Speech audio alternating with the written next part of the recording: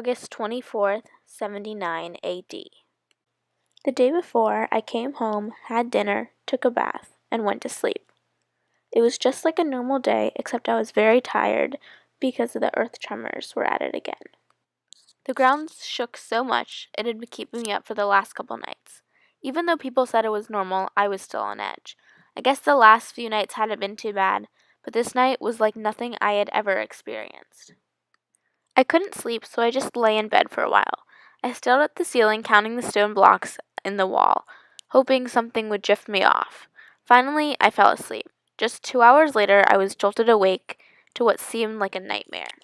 I went downstairs to see everyone running around frantically, grabbing objects. I rubbed my eyes to make sure I wasn't dreaming, when my mother yelled at me, "This is no time to stand still. Wake up and move. We have no time. Grab whatever you can." My mother said if I wanted to keep anything in the house, I had to get it in the next 30 seconds because we were leaving. We might not be able to come back.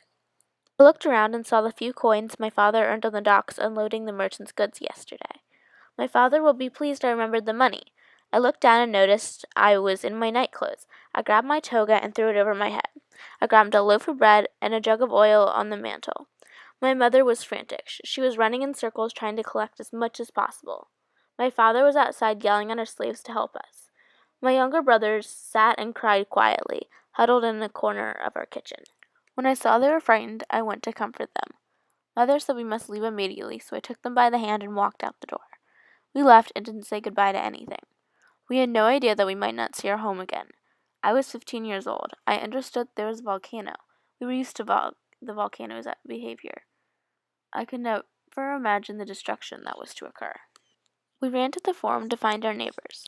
On the way, my father insisted we stay in the center of the road, trying to protect us from falling pieces of buildings. When we arrived at the forum, bodies were packed in everywhere and in every direction. We did find our neighbor. It was chaos. We were separated from his family. All I wanted to do was go back to bed. Maybe this was really just a bad dream. Regardless, we had to keep moving. While moving through the huge crowds, we lost our neighbor. We hoped that we could find him later, but we never did. I reached to my head. Flakes fell on my shoulders.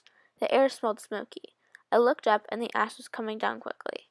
Anytime we took a break to sit, the ash would pile up around us. We had to keep moving, Father said. We could only stay for 5 minutes, or the ash might bury us alive. We were all scared and thought the best strategy was to keep moving. The crowd started to thin out. We had gone off the main path because we thought it might be safer and easier to stay together. Except now we were lost. We just kept walking.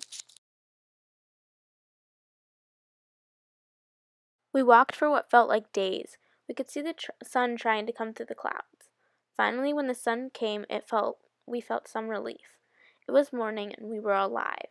We sat down among the trees and took a well-needed break.